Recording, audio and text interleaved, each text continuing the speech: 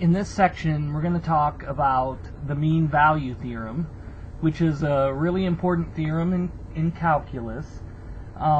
It actually is a theorem that's used to prove a lot of other theorems. In fact, it is a theorem that is used in the proof for the fundamental theorem of calculus. So it plays a really important role. And it also has some intuitive physical interpretation to it, so that it kind of makes sense. Now, to prove the mean value theorem, you always start out by proving Rolle's theorem, which is kind of a special case of the mean value theorem. And so here's what Rolle's theorem says. Basically, if f of x is a continuous function on AB and a differentiable function on the open interval AB, so it's continuous on the closed interval and differentiable on the open interval, and this condition here is a really important condition that gets used in a lot of different theorems, and we'll talk a little bit about that in a minute here. But it's continuous on the closed interval and differentiable on the open interval. And we're told that f of A is equal to f of B. If that's the case, then there exists an x equals c in the open interval AB. So in the interior here, there's some c value between these two such that f prime of c is equal to 0. Okay? And so, like for this example, it would be where the horizontal tangent line is. So intuitively, again, this has a very good intuitive,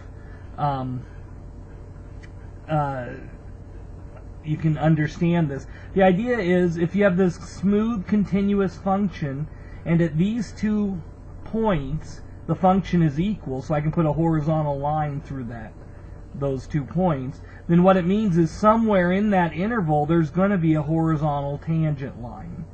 Okay? In other words, this function's going to have to turn around and come back down, and that turnaround point will be a horizontal tangent line. Okay? So that's the idea. And so basically, by the theorems in the previous section, okay, this is the proof here. To prove this, by the theorems in the previous section, we know that since f of x is continuous on the closed interval AB, it's going to have an absolute min and an absolute max, both of them, on that closed interval. Okay? So if it's continuous on AB, then it has an absolute min and an absolute max on AB.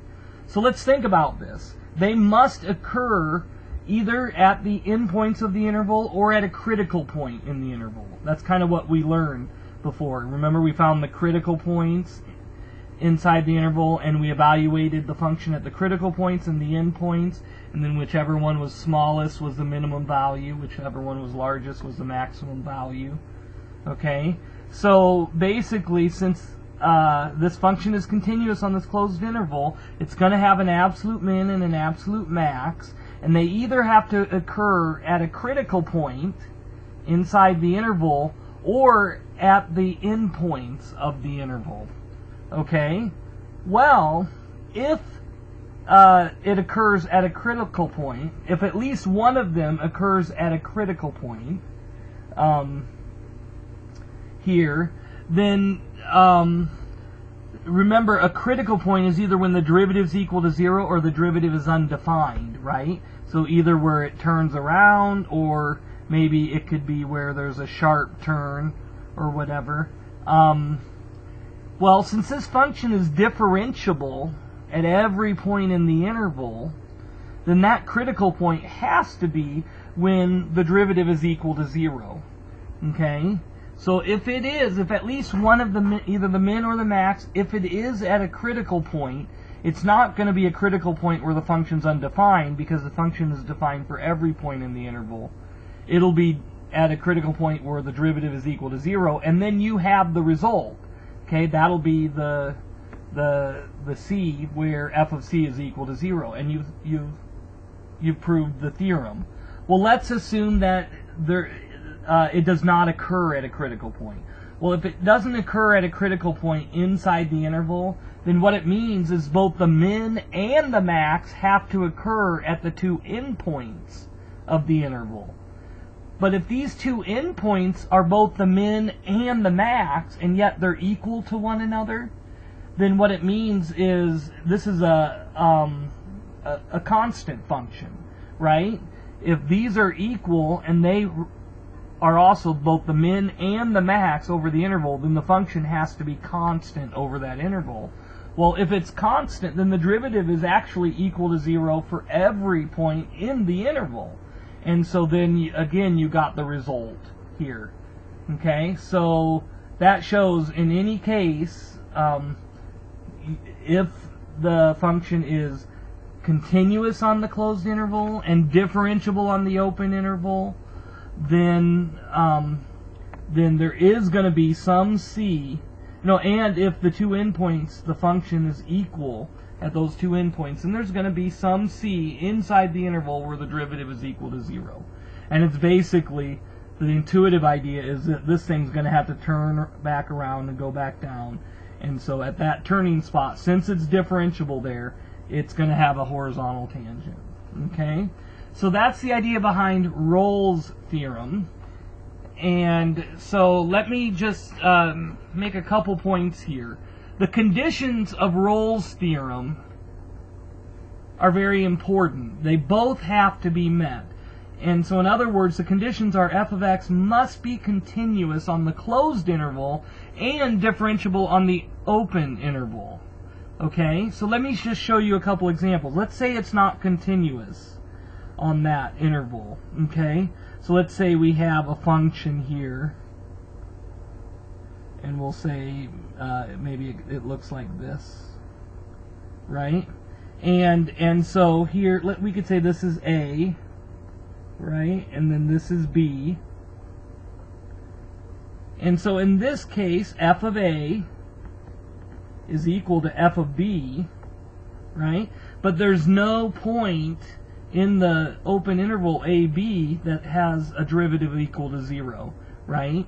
And the reason is it's not continuous. It actually went from being positive to being negative, and so it doesn't have to slowly turn around, right? Okay, and so you wouldn't get the result of Rolle's theorem. Well, and this would also be the case if it wasn't differentiable on the open interval, right? So let's say it looked like this, and then we could say this is a, right, and this is b, and here f of a is equal to f of b, and you have the same problem. There is no point c in this interval where you get a horizontal tangent line. It actually makes its turn right up here, and that's not a horizontal tangent line.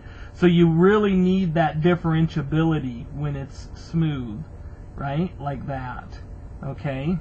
And so that differentiability is important as well.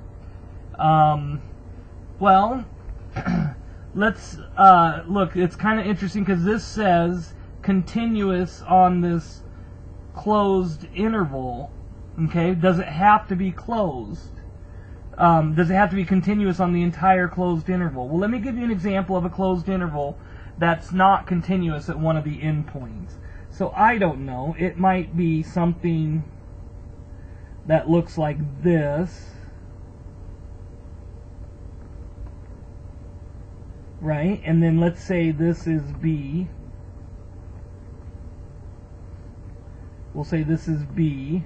And then we'll say just here, it's defined, this is a, and this is a hole in the graph, right? And so in this case, we get f of a, I'm assuming that these are equal, f of a is equal to f of b, right? But you know what, actually, I shouldn't have drawn it like this, because this does meet the requirement, it meets it twice. Right? So that's not a good example. Let me try another example where it doesn't have it. So let's just say this is just a line going down like this, and we'll say this is b, right? And then we'll say here at A, right? And so here you get f of A is equal to f of B, okay? But in this case, it's not continuous at the end point, right? And so you get f of A is equal to f of B. You get that it's differentiable and continuous inside the open interval, no problem there. But since it's not continuous at that end point here, you get f of A is equal to f of B, but you don't have a horizontal tangent there. Do you see that? So it has to be continuous on the closed interval. Okay? Well, let me discuss this condition real briefly here. This is actually an important condition, because something that's interesting about this condition, and I want to try to motivate this, is that if you remember back to when we do the derivative, we learned that if f of x is differentiable at x equals c, then it is continuous at x equals c. So if it's differentiable at x equals c, then it's going to be continuous. So it's not true the other way around, because this is continuous over the interval, but it's not differentiable there. But anything that's differentiable is going to be continuous. So if a function's differentiable, it's going to be continuous, right? So differentiable functions are like continuous plus. They're continuous, but they also have this smooth turnaround. The tangent lines, as you go from point to point, are smoothly, merging into the next one, like this, they're going like this as you go from point to point. While here, this one, you got one like this, and this one's like that, right? And it does a quick jump, right? And so differentiability is stronger than continuity. And so you might wonder, why not just say, as a condition, that f of x is differentiable on the closed interval AB, right? That really simplifies the condition. You could just say a function is differentiable on the closed interval AB, and if f of A is equal to f of B, then it has a derivative equal to 0. And that would be fine, because this is actually a stronger condition than the condition for Rolle's theorem. Okay? This includes the condition for Rolle's theorem, but it's actually stronger because it's requiring it to be differentiable at the endpoints as well. And the reason that they use this is there must be cases where that would get left out that you would want to include. And so let me just show you one of those. So if I have a circle like the unit circle, and we just do the semicircle, right? Y equals square root of 1 minus x squared. Okay? This is differentiable on -1 to 1. Okay? But on the open interval, it's not differentiable at these endpoints.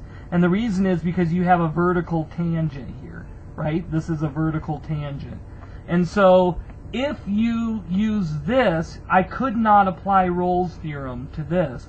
But Rolle's theorem definitely applies. You do get that horizontal tangent, right? This is equal to this, or f of -1 is equal to f of 1, and it's differentiable on the open interval, continuous on the closed interval, just not differentiable, and you got that horizontal tangent. And so this condition is a little bit weaker than saying that it's just differentiable over the whole interval. Okay? It includes more cases. And so whenever theorems that involve these sorts of things, whenever you set up theorems, that need this condition, they almost always say f of x is continuous on AB and differentiable on, continuous on the closed interval AB and differentiable on the open interval AB.